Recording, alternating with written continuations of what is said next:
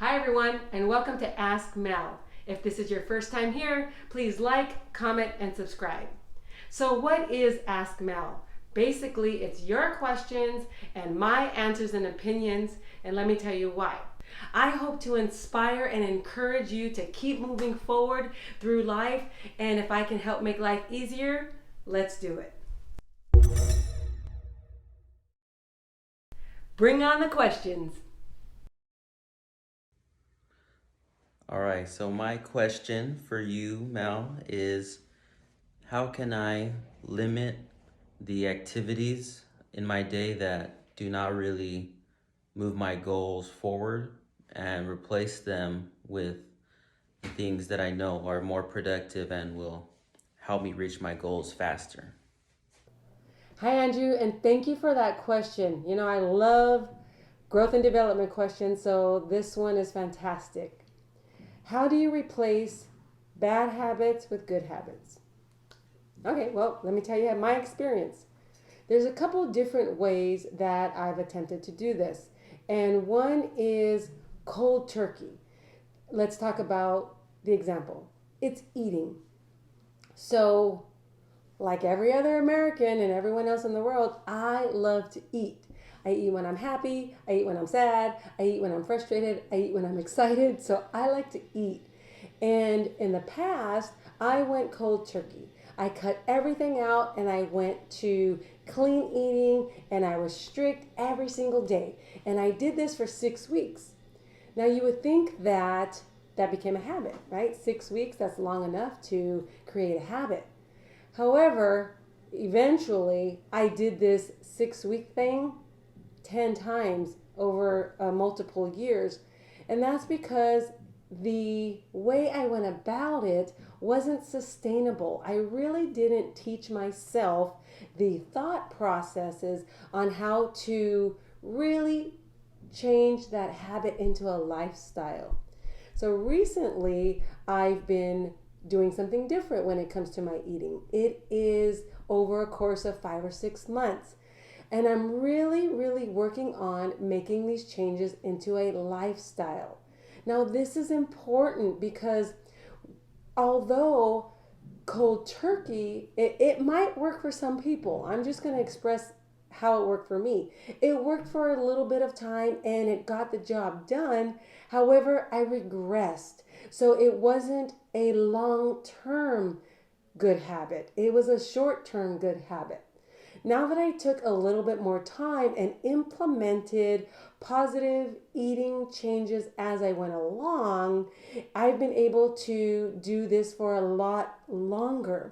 And I believe that I've now learned, and I'm still kind of pushing that habit, to make the healthy eating a lifestyle. Okay, back to the question. How do I replace a bad habit with a good habit? Slowly, slowly, so that it can last forever. And depending on what habit you want to stop doing. How about waking up early? Sometimes I have people tell me that they're going to get up at 4 o'clock in the morning every day. However, right now they're getting up at 8 o'clock. It's not sustainable. So what I have them do, or what I suggest, is let's start at 7 o'clock. You're used to, for the last 10 years, you've been getting up at 8 o'clock in the morning, and now you think you're going to get up at 4 o'clock. You'll probably do it for a couple days, get frustrated, and say, forget it. I'm not a morning person. This will never work. And I'm here to say that's not true. Anyone can be a morning person as long as you do it the right way. So instead, for 3 to 4 weeks, maybe wake up at 7 o'clock. And then after your body's used to getting up at 7 o'clock, maybe 2 or 3 more weeks after that, you get up at 6 o'clock. And vice versa. And pretty soon, after a few months, you love waking up at 4 o'clock. And as a matter of fact, you don't even need the alarm clock. Your body is just used to it. So this is one way you can replace a bad habit with a positive habit. And let's see. Another thing is going to be, okay, this is a big one for me. The habit of maybe negative thinking. How do I change my negative thinking to positive thinking? Well, it's the same way. You got to start with little things.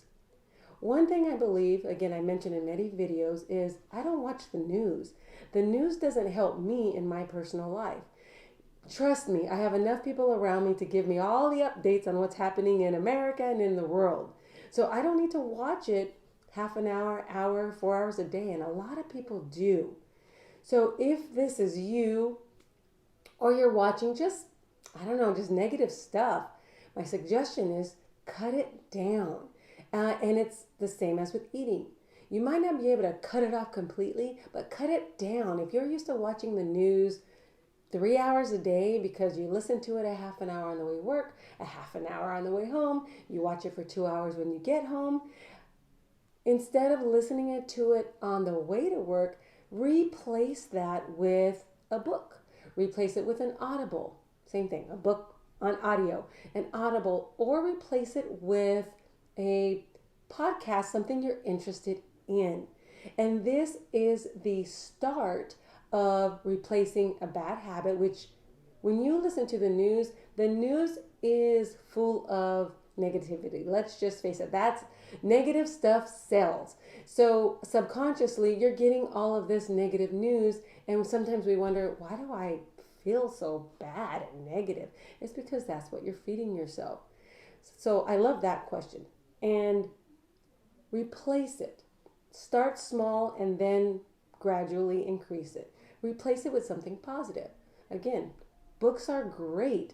And there's a book called The Compound Effect. But what I was going to say was, it's a compound effect. Now, imagine that you replace the news on your 30-minute drive to work with a book. Not only are you not feeding yourself the negative thoughts, you're actually feeding it positive thoughts. And depending on what book you're listening to, you're also learning and growing. So you get all of these great things happening at the same time. That's a big one. I really like that question. So those are a couple of things that I have done to replace the bad habits with positive habits. It takes a little bit of time. However, it's definitely possible. It's definitely doable. And Andrew, thank you so much for that question, because it is important in human life to live to its fullest. And I believe making those positive habits and those small positive changes will definitely help us as mankind live a life that we are happy with and that we can live with fulfillment. So thank you for that question. I really hope these tips were helpful to you, Andrew, and to everyone else that's watching. My question for Mel is, what do you tell a client that's hesitant to pull credit? Hi, Candice. Thank you so much for submitting your question. Being a loan officer, you probably run into this a lot when somebody wants to purchase a home. I get it. I like that question because although it's related to business, the real issue has to do with a personal thing, and we can move it from business to different areas. So when a client is hesitant to pull the trigger on checking their credit, it oftentimes has to do with so many other things. Checking someone's credit is personal, and it's their personal information, their sensitive information. So a lot of times we want to be compassionate and understanding why they might not want to divulge all that information right away. When it comes to business and buying a home, it can be pretty scary for a client. One reason, I'm sure there's many reasons, but one reason can be, I don't want to check my credit because I don't think I'm going to qualify. Now, what happens if they apply and they don't qualify? How are they going to feel about that? So a lot of people often, they will not take the plunge because they're scared of what's going to happen. Now, this is something that happens in life all of the time.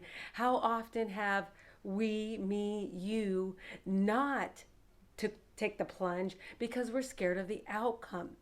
And on the flip side, once we can get over that fear, we realize that it really wasn't that scary after all. And the outcome is most of the time positive.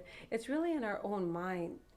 So one way to help with the hesitance is to be in relationship. What does that mean? That means talk to the client, ask them a lot of questions. Why are you hesitant? What is it that you're concerned about? And when they can trust you and they feel that you have their best interest in mind, it kind of, levels the ground, and it lets them be a bit more relaxed, and they're gonna open to you once you build that rapport. So I'm gonna say take a little bit more time to getting to know the client and see what happens. Quite often you'll be able to move them forward once they know that you care about them. And what happens when someone says no? No doesn't always mean no, whether it's in the lending industry or in life. Sometimes it can mean, I just want more information. Or it could mean, right now is not the best time for me. However, it can be in the future. There's a lot of reasons why we hear no. It doesn't always mean what we think it means. That's the same thing in life. Two things. One is if you're hesitant about pulling the trigger and moving forward on something, why? Why are you hesitant? And it's probably because you're scared of the outcome. We don't want to get hung up on the outcome. And if we are going to get hung up on it, let's see the outcome in the positive light. It's not, what bad can happen, what greatness can happen if I do this. This could be asking for a promotion. This could be asking that person that you've been seeing and you want to get to know out on a date. Life changes with moments. It doesn't take a long time for life to change for small moments. Back to work. When somebody does pull their credit, isn't it life changing when they can become a proud homeowner? It will definitely change their thought process about themselves, about life, and about their abilities to do more things. And that's the same thing with life. Now, if you do take the plunge and it doesn't have the best result that you wanted, that's okay too. You did it and you did it anyways. And what we learn from that, the question is, what can you learn from that, right? And it's sharpening your skills every time you do it. So that's my advice, is to get in relationship, ask questions, and in life, ask yourself those questions too, and see it in a different light. I hope that was helpful. And share this message with a friend, someone who can use that extra push on making that move. Thank you everyone for your amazing questions. If anyone has any follow-up questions regarding the topics we talked about today, please leave them in the comments below. And if you want your question answered by Mel, please send me a video of your question to the email in the description below. And remember to like, comment, and subscribe.